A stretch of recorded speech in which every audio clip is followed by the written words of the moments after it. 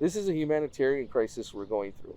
Lots of people coming through, and the stuff I've seen here on the border. I mean, I'm a veteran. I served in Iraq, and I've seen. Unfortunately, I hate to say this, I've seen more deceased people on this border than I did in Iraq, and to me, that's sorry because this is my hometown. This is Juan Mendoza reporting for Rebel News. I'm here in Eagle Pass today with Maverick County Deputy Constable Frank Bowes. Thank you very much for speaking with us. Thank you, sir. So, Eagle Pass has been getting a lot of attention and a very big increase in illegal crossings. So what have you been seeing throughout this whole sector here? All throughout the community, all throughout Maverick County, the numbers of undocumented persons crossing has risen dramatically in the past couple of months, ever since last year. Right here at this location where we're underneath Port of Entry 2 here in Eagle Pass. And up until about a month, less than a month ago, this was the main crossing point. We were averaging about 25 to 50 people per hour crossing here in small groups constantly, all throughout the day, all night, 24 hours a day, 7 days a week. Recently, Governor Abbott, our governor here in the state of Texas, he came upon an agreement with the Mexican governors along the border, and they've pre-positioned some Mexican law enforcement on the Mexican side to try and help deter the crossings. But what's happened is they're still crossing, not in small numbers, but now they're crossing in larger groups through more less populated areas, out in isolated areas of the community. And whereas before they were crossing in smaller numbers between 2 to 10 with frequency, now at every about 2 to 3 hours they're crossing between 100 to 300 or 400 people every couple of hours, large groups at the same time. Okay. Right now. So recently a federal judge blocked Title 42 from being repealed, that the Biden administration wanted to repeal on Monday, May 23rd. But as of now, it was announced that migrants could claim manifestation of fear under Title 8.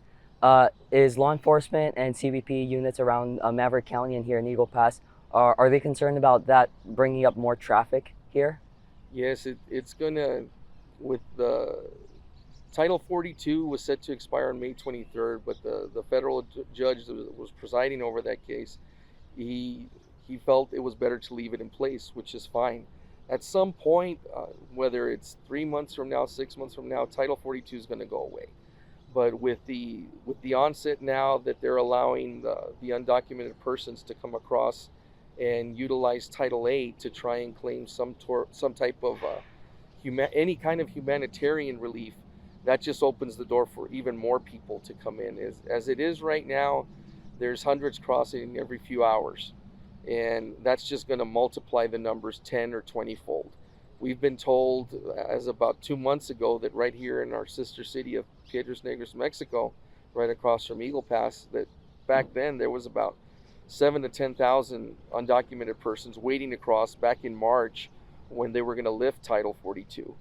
And now they're telling us there's that many number, and it's about maybe 15,000, and there's an even bigger caravan coming up from southern Mexico. Some of the Mexican authorities, they've kind of given us a heads up on that, but they're not giving us numbers on that. But on May 23rd, which was this past week, we had a big DPS presence, a large law enforcement presence of the National Guard. The Border Patrol was ramped up, ready to go, but the level of the traffic is kind of staying steady. We thought we were going to be getting groups of several thousand coming across. But even though Title 42 stayed in place, I think now even with Title 8, that they've given them that opportunity to utilize it, the numbers are going to get bigger.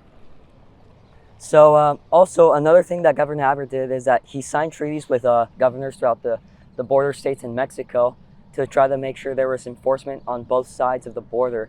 Do you think that the treaty that was signed with him and the governor of Coahuila, has that helped you guys here in Maverick County? In my honest opinion, no, not really. They're running into the same problem that we're having here on the U.S. side, where there's only so much personnel And as you can see here along the border, they have a very sporadic presence. Yes, they are there, but if several hundred come rushing across and there's only 10 or 12 officers, they're not going to be able to detain them. They're going to get past. Or especially if we have even larger groups like what they're predicting to come through of 1 to 2 to 3,000 coming all across at the same time, I don't think the Mexican authorities have that much of resources to try and contain those numbers. That's going to be very difficult for them, as it's been very difficult for Border Patrol and state and local law enforcement for us to do it here. There's only, the example I'll give is this: Eagle Pass is a community of about 35,000 people. Just Eagle Pass. Within Maverick County, we're about 55 to 60,000. Imagine introducing 3,000 to 5,000 people into this community per day. That's going to be a big number. And then eventually, these persons they're going to be processed. Some of them are going to be sent back. Some of them are going to be allowed in. Now, imagine Miami, Florida, having the population of several million people, having 10 or 20,000 people dumped on or brought to their city in one day. That's a big number. Where are they going to go? What are they going to do? Where are they going to stay? They need basic resources. And if they don't have it, that's going to create the issues that we're having here. So the issues we're having here right now, within a couple of months, the major cities inside the interior of the U.S. are going to start having it. So the problem is, it's starting here, but the problem is going to move into the rest of the United States. Any last comments you would like to give to our audiences at Rebel? The only thing I'd like to say is that I'd like to thank you for coming down here and reporting on this, because we haven't had too much news media come down. Only certain ones have been reporting on the issues we've been having here. This is a humanitarian crisis we're going through. Lots of people coming through, and the stuff I've seen here on the border, I mean, I'm a veteran, I served in Iraq, and I've seen, unfortunately, I hate to say this, I've seen more deceased people on this border than I did in Iraq. And to me, that's sorry, because this is my hometown. And the only thing I gotta say is that the problem is here right now, but it's gonna move into the US very soon. And people need to realize that. So I thank y'all for being here and reporting on this. Thank you. Once again, Deputy Constable of Maverick County, Frank Baus, thank you very much for talking with us. You're welcome. You're welcome. Once again, I'm Juan Mendoza, reporting for Rebel News. If you would like to donate to help us fund these trips to get accurate reporting of the U.S. southern border crisis, please donate to rebelborderreports.com.